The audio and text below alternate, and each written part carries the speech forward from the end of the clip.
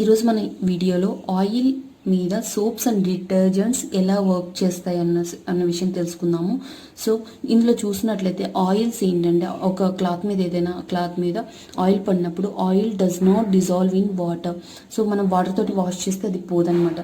So మనం ఏం చేస్తామంటే సోప్ని కానీ డిటర్జెంట్ని కానీ మనం అప్లై చేస్తాం. సో అవి ఎలా వర్క్ చేస్తాయి అనే సంగతి తెలుసుకుందాం. సో మనం ఒక సోప్ మాలిక్యూల్ కానీ మనం తీసుకున్నట్లయితే సోప్ మాలిక్యూల్ ఒక స్ట్రక్చర్ కానీ మనం అండర్స్టాండ్ చేసుకుంటే మీసిల్స్ ఎలా ఫామ్ అవుతుంది, అది ఎలా రిమూవ్ అవుతుంది అన్న సంగతి మనం తెలుసుకోవచ్చు. సో ఇది సోప్ యొక్క మాలిక్యూల్ యొక్క స్ట్రక్చర్.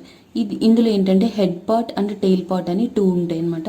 సో ఈ హెడ్ పార్ట్ని హైడ్రోఫిలిక్ ఎండ్ అంటారు, ఈ టెయిల్ పార్ట్ని హైడ్రోఫోబిక్ ఎండ్ అంటారు. సో ఈ హెడ్ పార్ట్ ఏదైతే ఉందో దీనికి ఛార్జ్ అన్నది ఉంటుందన్నమాట. సో ఇక్కడ చూసినట్లయితే సోడియం ప్లస్ అంటే దీనికి పాజిటివ్ ఛార్జ్ అనేది ఉంటుంది. అదే ఈ కార్బన్ పార్ట్ని కానీ తీసుకున్నట్లయితే దీనికి ఏంటంటే ఛార్జ్ అనేది ఉండదు. సో దీనికి ఛార్జ్ ఉంటుంది, ఈ టెయిల్ పార్ట్కి ఛార్జ్ అనేది ఉండదు. ఈ పార్ట్ని హైడ్రోఫిలిక్ ఎండ్ అంటున్నాం, ఈ పార్ట్ని హైడ్రోఫోబిక్ ఎండ్ అంటున్నాం. సో మనం కన్ఫ్యూజ్ అయ్యే ఛాన్స్ ఉంది. ఒక్కొక్కసారి ఏంటంటే హైడ్రోఫోబిక్ అంటే ఏంటో హైడ్రోఫిలిక్ అంటే ఏంటో అంటే జస్ట్ కన్ఫ్యూజ్ అయ్యే ఛాన్స్ ఉంది. కాబట్టి జస్ట్ ఇది ఒక బెలూన్ అనుకుందాము. సో ఈ బెలూన్లో ఇది ఫిల్ అయి ఉంటుంది. అంటే మన ఎయిర్ పంప్ చేసినా లేదంటే జస్ట్ వాటర్ పంప్ చేసినా ఏమవుతుందంటే ఫుల్ ఉంటుంది. సో కాబట్టి ఇది ఫిల్.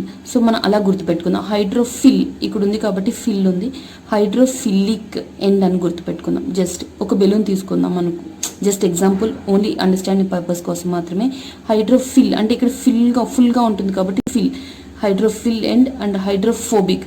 ఒకటి హైడ్రోఫిల్ అన్నది మనకి తెలిసినట్లయితే ఇది హైడ్రోఫోబిక్ అని ఆటోమేటిక్గా మనం గుర్తు తెచ్చుకోవచ్చు అనమాట. సో ఈ స్ట్రక్చర్లో చూసుకున్నట్లయితే ఇది హైడ్రోఫిలిక్ అండ్ ఇదేమో టెయిల్ పార్ట్ ఏమో హైడ్రోఫోబిక్ ఎండ్ అనమాట. సో ఇదేమవుతుందంటే ఇదేమో ఛార్జ్ ఉంటుంది, దీనికేమో ఛార్జ్ ఉండదు. సో ఇదేంటంటే వాటర్ తోటి డిజాల్వ్ అవుతుంది, అంటే ఇది వాటర్ తోటి ఈజీగా కనెక్ట్ అవుతుంది. ఇదేమవుతుందంటే ఆయిల్ తోటి కనెక్ట్ అవుతుంది అనమాట. సో ఆయిల్లో డిజాల్వ్ అవుతుంది. సో ఇక్కడ మనకి ఒక మరక ఏదైనా జస్ట్ ఆయిల్ ఏదైనా జస్ట్ ఒక క్లాత్ మీద ఒక ఆయిల్ మరక అయింది అనుకుందాము. జస్ట్ ఆ ఆయిల్ ఇదైనప్పుడు మనం సోప్ అప్లై చేసినప్పుడు ఏమవుతుందంటే ఈ హైడ్రోఫోబిక్ ఎండ్ ఈ టెయిల్ పార్ట్ ఏదైతే ఉందో ఈ టెయిల్ పార్ట్ ఈ ఆయిల్ కన్నది కనెక్ట్ అవుతుంది, డిజాల్వ్ ఇన్ ఆయిల్ అనమాట. ఇది ఆయిల్ తోటి కనెక్ట్ అవుతుంది. ఈ హైడ్రోఫోబిక్ ఎండ్ అంటే ఇదేంటంటే వాటర్ తోటి కనెక్ట్ అవుతుంది. సో వాటర్లో డిజాల్వ్ అవుతుంది, ఇదేమో ఆయిల్లో డిజాల్వ్ అవుతుంది. సో ఇలాంటి పార్ట్స్ అన్నీ కలిసి ఇలా సర్కిల్లా ఫామ్ అవుతుంది. దీన్నే మీసల్స్ అంటారనమాట. సో ఇది మీసల్స్ ఫామ్ అవుతుంది. సో ఈ విధంగా మనకి స్ట్రక్చర్ అన్నది ఫామ్ అవుతుంది. మీసల్స్ అన్నది ఇలా ఫామ్ అవుతుంది. సో మీసల్స్ ఫామ్ అయ్యి ఏమవుతుంది, సో ఇప్పుడు మనం మ్యాటర్లో చూద్దాము. సో సోప్ తీసుకున్నట్లయితే ఆయిల్ అన్నది వాటర్లో డిజాల్వ్ అవ్వదు. అట్ ద సేమ్ టైం సోప్ని తీసుకున్నట్లయితే ఈ అయానిక్ ఎండ్ అంటే ఛార్జ్ ఉన్నటువంటి ఈ ఎండ్ని హెడ్ అంటాం. Head interact with water. So ఈ మ్యాటర్లో చూసినట్లయితే ఇంటరాక్ట్ విత్ వాటర్ తోటి ఇంటరాక్ట్ అవుతుంది. అండ్ కార్బన్ చైన్ ఏదైతే ఉందో ఈ చైన్ని మనం టెయిల్ అంటాము, ఇది ఇంటరాక్ట్ విత్ ఆయిల్తో ఇంటరాక్ట్ అవుతుంది. సో ఈ రెండు కలిసి మీసల్స్ని ఈ ఆయిల్ మార్క్ చుట్టూ ఇలా, సో ఈ ఆయిల్ డాట్ చుట్టూ ఇలా మీసల్స్ అన్నది ఫామ్ అవుతుంది అనమాట. మీసల్స్ ఫామ్ అయ్యాక సోప్ మీసల్స్ ఫామ్ అవుతుంది. సో ఫామ్ అయినప్పుడు ఏమవుతుందంటే stay as a colloid in solution. So మనకి ఇది ఏమవుతుంది, జస్ట్ వాటర్తో పాటు ఇది మూవ్ అయినప్పుడు అంటే మనం వాష్ చేసినప్పుడు కానీ ఎలా అయినా సరే మనం ఏం చేసినప్పుడు ఏమవుతుందంటే ఇది మూవ్ అవుతుంది. మూవ్ అయినప్పుడు ఏంటంటే ఈ ఆయిల్ పార్ట్ ఏదైతే ఉందో ఈ చుట్టూ మిసల్స్ ఇలా ఫామ్ అవడం వల్ల అటు సైడ్ నుంచి జస్ట్ క్లాత్ నుంచి ఇది మూవ్ అయినప్పుడు ఇది రిమూవ్ చేస్తుంది అనమాట. జస్ట్ రిమూవ్ చేస్తుంది.